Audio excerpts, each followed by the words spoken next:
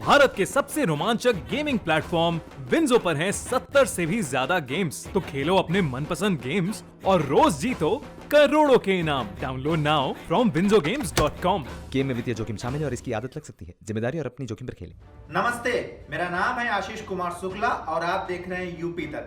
आज बात होगी उन सरकारी नीतियों में खामियों की जिससे परेशान होकर जनता की आवाज दब जाती है। जी हाँ, आज बात होगी उन युवाओं की जो पढ़ाई करके रोजगार पाने के सपने तो देखते हैं लेकिन पूरे नहीं होते। बात होगी उन बच्चों की जो प्राइमरी स्कूलों में अपने भविष्य की नींव तैयार करते हैं, वो भी किसके भरोसे? उस काम चलाओ सिस्टम के भरोसे जो उन्हें रुलाने का काम करता है। सबसे पहले बात करेंगे उस जगह की जहां से सूबे की सरकार चलती है। जी हाँ, बात होगी नवाबों के शहर लखनऊ की। जिन तस्वीरों को आप देख रहे हैं वो है शिक्षा निदेशालय के सामने की, जहां अदालत और विभाग की सुस्त नीतियों में अटकी भर्ती को लेकर परीक्षा पास बच्चे धरना दे रहे हैं। ऐसे में यह सवाल उठता है, क्या रोजगार देने का वादा और बच्चों की शिक्षा दोनों काम चलाओ सिस्टम के भरोसे हैं?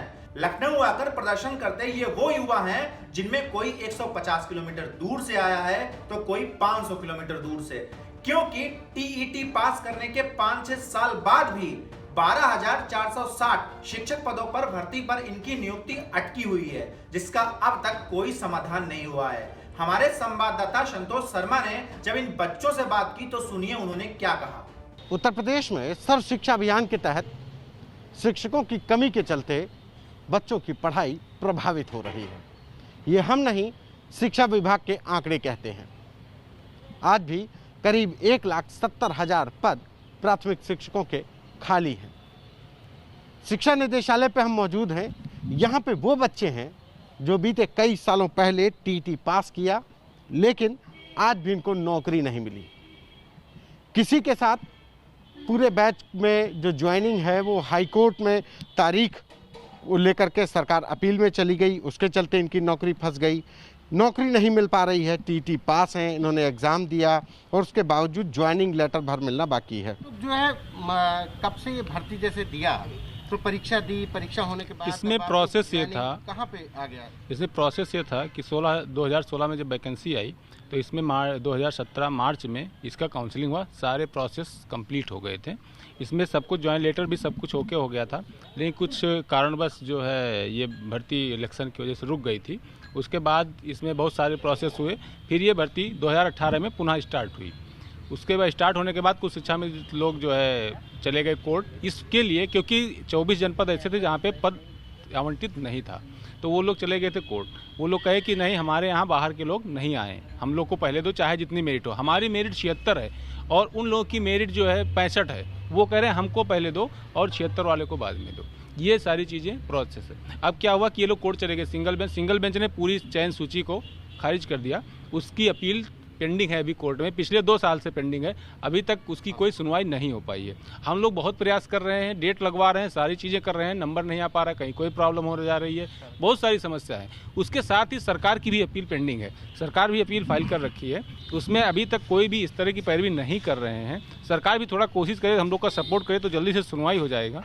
सुनवाई हो जाने के बाद फाइनल हो जाएगा, हम लोग की ज्वाइन लेटर मिल जाएगा। अच्छा, आप लोग गोंडा से, कोई गाजीपुर से आया है, तो यहाँ किस उम्मीद से, कैसे, मतलब इस धूप में अभी तो मतलब कोई प्रोसेस ऐसा चल नहीं रहा, कैसे गुजारा? बड़ा मुश्किल होता होगा, कैसे काम चल रहा है? बड़ी कठिनाइयाँ कि लड़का रोजगार पाने के बावजूद ज्वाइनिंग लेटर भर मिलना बाकी है और रोजगार पाने के बाद भी बेरोजगार है। इस समय की स्थिति ये है कि कोई किसी से नज़र नहीं मिला पा रहा है, घर से बाहर नहीं निकलते हैं। हम इस केस को लीड कर रहे हैं, हम लोग देख रहे हैं। बहुत सारे बच्चे परेशान हैं, फ़ोन आता है, ये हो गया वो हो गया, उनके घर में इतना परेशानियां हैं। इस टाइम बेरोजगारी की स्थिति ये होती है कि वो किसी से कह भी नहीं सकते हैं हम और रह भी नहीं सकते हैं, उसका कोई जवाब नहीं होता है कि हम किससे क्या कहें। प्राइवेट आप कब तक करते रहेंगे? उसके बाद हमारी कभी भी चले जाओ। अब उसमें कोरोना काल में तो आपने देखा ही कितना प्रॉब्लम फेस करना पड़ा है। हम लोग की सब कुछ ओके है, केवल ज्वाइन लेटर मिलना है। ये सरकार थोड़ी सी एक्टिव हो जाए, थोड़ी सी कोशिश कर दे, हम लोग का तुरंत हो जाएगा। हम लोग की ज्वाइन लेटर कुछ भी नहीं कर। सिंगल बेंच ने ऑर्डर कर दिया, फिर अब डबल बेंच में चली गई सरकार, तो अब इसका मतलब कि कहीं सरकार को भी लगता है कि आप लोगों की जो मांग है वो गलत है? नहीं, ऐसा नहीं है। सरकार उसमें यह है कि सरकार हमारे सपोर्ट में है, लेकिन ये सपोर्ट नहीं होता है कि आप अपील फाइल कर दिए उसके बाद पेंडिंग पड़ी रहे। जब डिसीजन होगा तभी तो ज्वाइन लेटर दे सकते हैं। तो वो पेंडिंग जो है उसमें कम से कम बहस हो जाएगी, पैरवी नहीं कर रहे, बस पैरवी हो जाए। हाँ, बस यही वजह है। वो जो अपील फाइल है वो हमारे अगेंस्ट नहीं है, अपील हमारे सपोर्ट में है। हमारी भी अपील पेंडिंग है, हमारे नाम से भी अपील है, पेंडिंग है, और सरकार की भी पेंडिंग है। हम कोशिश कर रहे हैं, लेकिन सरकार थोड़ा सा सपोर्ट करे, जैसे एजी साहब हैं वहाँ थोड़े सपोर्ट कर देंगे तो जल्दी से सुनवाई हो जाएगी और फाइनल हो जाएगा, हम लोग को ज्वाइन लेटर मिल जाएगा। जिसको कहते तारीख पर तारीख, तारीख पर तारीख, और देर से मिला इंसाफ भी किसी नाइंसाफी से कम नहीं होता।